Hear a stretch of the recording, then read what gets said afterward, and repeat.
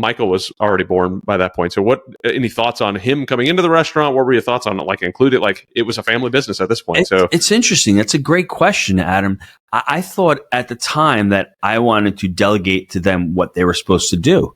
And if you had told me 10 years ago that my oldest daughter is going to be a missionary and my second son is discerning for the priesthood, I'd be like, that's just not happening. It's not happening in my world. They're going to be entrepreneurs. They're going to become multimillionaires. And as you get older, the only thing you realize when you're parenting, what you really need to do is you need to create adults who are loving, adults who can make up their own decisions, young adults who can make those decisions, and they're ultimately going to leave. And you're not there as an entrepreneur to fix their problems. You're there to be by their side and walk with them. And when they do have a problem, they can come to you and say, "Hey, Dad, here's the problem." And you're not able to fix anything. That's not our job, is to fix. Your job is just to be there to lend guidance, to lend support. That's how I've transitioned my thought processes over the last 6 or 7 years. And, the oldest daughter, she actually went to college. When she was a freshman, she was in theater and music and in the whole Hollywood thing. And after 6 months, she's like, "Dad, I want to tell you something. I don't like this at all." She goes, "I want to go into youth ministry and philosophy." Best thing I ever heard in my entire life, because I didn't want to do theater. But you'll start learning as you have children, when you're telling them your own thoughts and what they're supposed to do, even though you're right, they're going to go against what you say for the most part. They need to go through those experiences and those challenges. My son, at the time when he started college his freshman year, it was challenging. I mean, like going from a homeschooling environment to a classroom environment where, the teachers aren't the greatest. They throw homework at you. They don't explain anything to you. He was struggling in the beginning with Excel and all that. And I remember just seeing the tears and the sadness. And that's the hardest thing as a parent, to sit back and to say, you know what? He has to go through those challenges. What is it? Iron sharpens iron, or whatever the saying, pressure makes diamonds. And if we don't allow our kids to suffer a little bit and to grow, and we're always there to help them with that soft landing, that's not going to build resilience in our children. That was a really hard lesson for me, to sit there and watch them cry about homework, because it brought back memories for myself when I was in school. And I was challenged. I'm like, I don't really know what the heck I'm doing here either. And my parents couldn't help me. They're both Italian. They're not school types. So I struggled as well. So I wanted to take that struggle away from him. I think the only thing you can do as a parent is to be there to support them and to lend an ear and to help them in any way possible, but not actually solve the problem for them. Let them solve their own problems.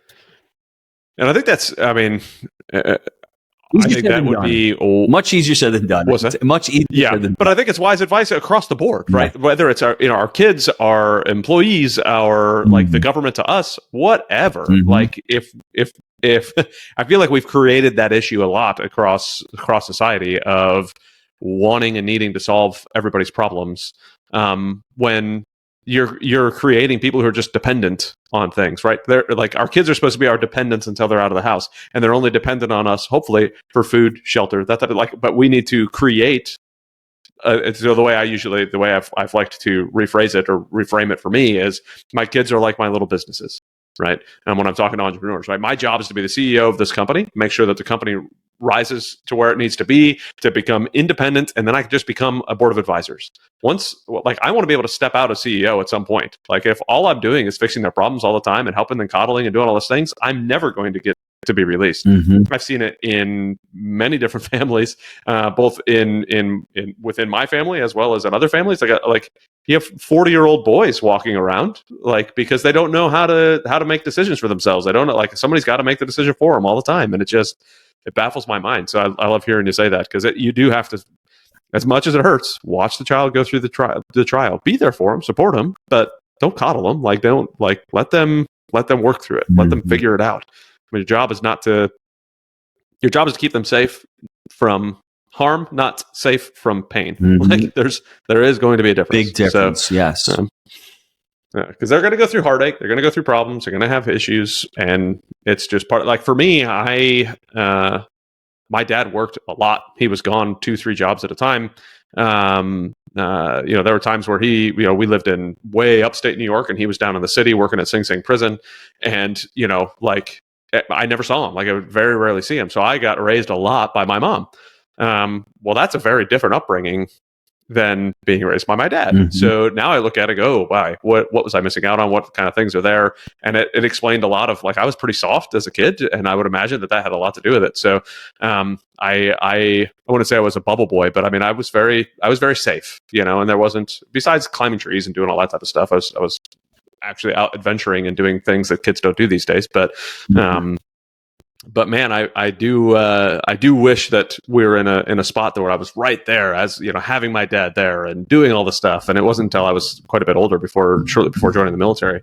But no, I think you're spot on saying that it's not the job to make sure that they're completely protected at all times and let them go through the things. So I do struggle a little bit personally with, like, because I've done multiple different jobs to the military for a long time, and what I usually say is I don't want my kids to feel like they have to join the military. Like I did. I felt like it was that there was no other option. I didn't feel like I had to join it; just there was no other option. That's what my parents did. That's what I'm going to do. So I'm trying to include things, like I was telling you, we're going to start homeschooling this year. I want to include some entrepreneur stuff in there to teach them business and math and all the stuff that's going to go involved in that. But I also don't want to make it that I'm pressuring them into doing something. How did you kind of balance that to make sure that you weren't pressuring them one way or another, or and maybe balance is the wrong word, but how did you try to prevent yourself from forcing a hand one way or another? That's a tough question. And early on you do, especially when we were homeschooling 20 years ago plus, it wasn't the cool thing. It was the anti-cool thing. Like, homeschool kids were weird. Now, ironically, everyone wants to be a homeschool kid. But when we started out, it was difficult. Were we doing enough work? Were we doing the right work? We didn't have the resources that you guys have now. I mean, there's so many different online academies. There's so many cooperatives, so many different groups around. Back then, we had our homeschool group up in New York, and it worked really well. And for me, I was always afraid about the money situation. I always wanted them to learn about money. And just having those conversations, those open conversations, letting them in. I think budgeting and sharing a home budget with children, no matter what age, and showing them the value of money. Go into a grocery store with $50, and that's all you have, or 100, whatever it is, and buy the groceries for $100, and you see how far it goes. Let them understand what the value of money is. They're too young to understand savings and investing at that age.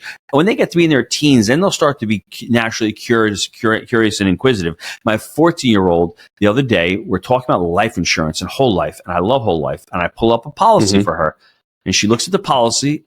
I got them all 6 kids. She sees the death benefit. I said, here's your death benefit. And she's like, I'm worth $1 million. I said, only if you're dead. I don't want you to be dead, but I got this for you. There's cash value in there. You're saving money every year. So she's understanding now the savings component. She's understanding life insurance. She's understanding the value of death. She already had a job, so money was going into her account for paychecks and for that. So don't try to push things on them. Let the conversation take over naturally. Some kids will gravitate towards the subject. Some kids don't. Find the genius in each child and let each child, attract to their genius. My 14-year-old that I'm talking about, she hates school. She does not like reading. But she's very athletic. And when she finds something she likes, she'll latch onto it and she'll crush it. But if I'm sitting there and telling her to do this and do that, she's going to rebel and she's going to hate school. Your 2 sons who walked in right now, how is it we can put those kids in school for 8 hours and expect them to sit watching? It's not even natural. It makes no sense whatsoever. And everyone has ADHD. No, the whole system is not created for education.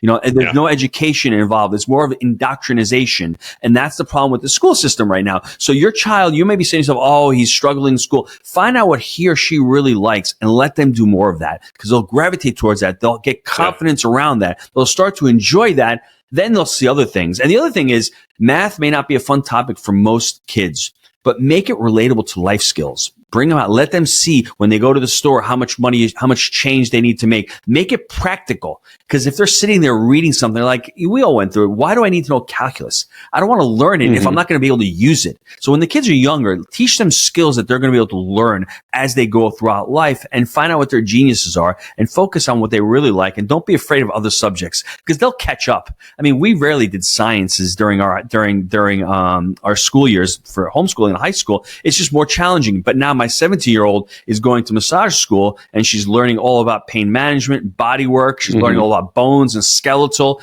She loves that stuff now. We never really went hard into it, but now she's found a passion to it, and that's what she's going to school for. So find out what they like and focus on that. Awesome. Yeah, it's hard to I think it's hard sometimes to separate what we like versus what they like, and that's a it goes almost to what you were talking about with your dad. Like, were you am I in the restaurant because am I living my dad's dream or my dream, or like is this actually what I want to do? And it took a major life change of losing your father to really start thinking about those things. But for me, this was one of the, leaving the military was one of my major life changes. Well, getting married was massive because I was very paycheck to paycheck before I got married. So talk about a whirlwind of a change, marrying the woman I did, right? Yeah. What a great opportunity that was. And then, leaving the military, another big one. It was like having those moments to be able to sit back and reflect and look at what you're doing. And I'm taking the opportunity now with the homeschool to do the same thing. Like, what have I been exposing my kids to? What would I like to expose my kids to? What opportunities have been taken from them? One of them seemed to be actually enjoying being a child.